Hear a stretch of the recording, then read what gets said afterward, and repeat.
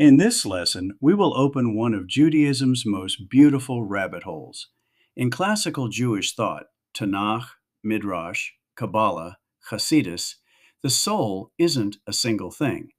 It's a stacked consciousness system. One human, five operating systems running simultaneously.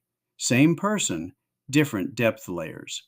Here are the five primary levels of the soul. Chamisha Chelkei HaNeshama. First is the most basic level of the soul, known as nefesh. The literal root idea is that of breathing, life force, animation, vitality.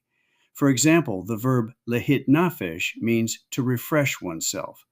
This is the biological life soul, the part that makes a physical body alive instead of a very complicated piece of meat.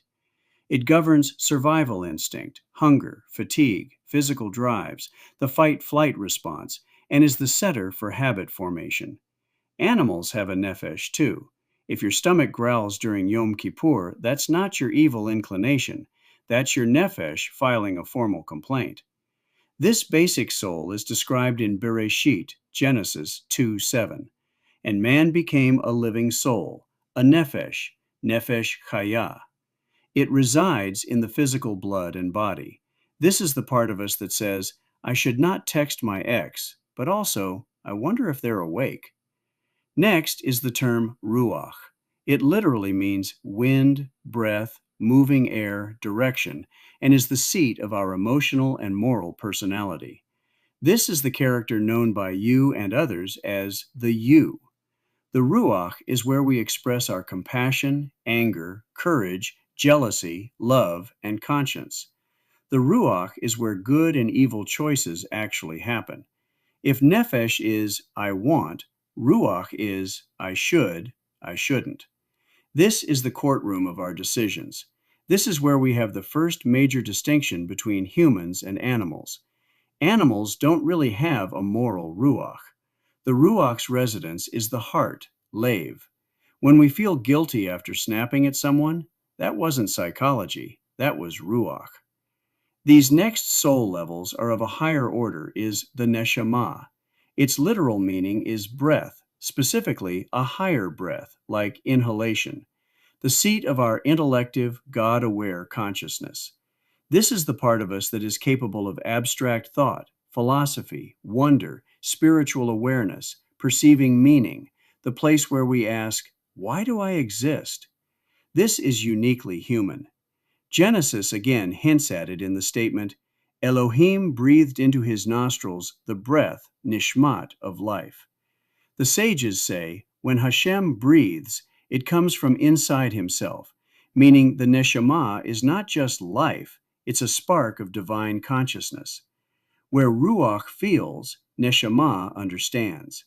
When we stare at the stars and suddenly feel small but purposeful, that's not poetry, that's neshama waking up. It resides in the brain, mind, moach. Our next deeper layer of soul is chaya, which literally means living essence, living being. Now is where we leave psychology and enter mysticism. The chaya is the transcendent soul self, the level of us that is not fully inside the body. We don't think with it, we don't feel with it, we are connected through it. Chaya is the source of sudden faith, instinctive certainty, moments of absolute clarity, and self-sacrifice beyond logic. Why have Jews throughout history chosen death rather than idolatry, even when not religious? Kabbalah says that's not education, that's chaya, the identity layer.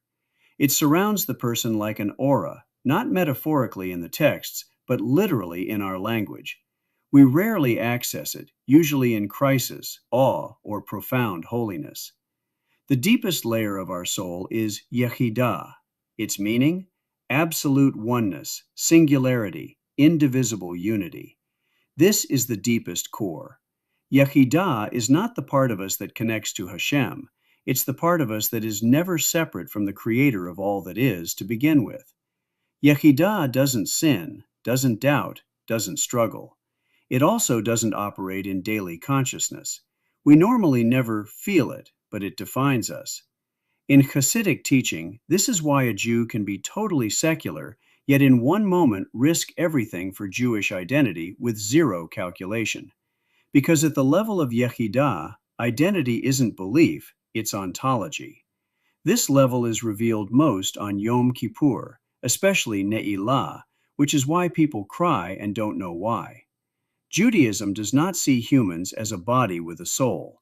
It sees a human as a soul with multiple depths, temporarily wearing a body for field work.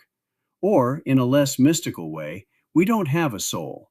We are a five-layered eternal consciousness currently driving a biological vehicle with surprisingly unreliable maintenance requirements: sleep, water, carbohydrates, and apparently emotional validation.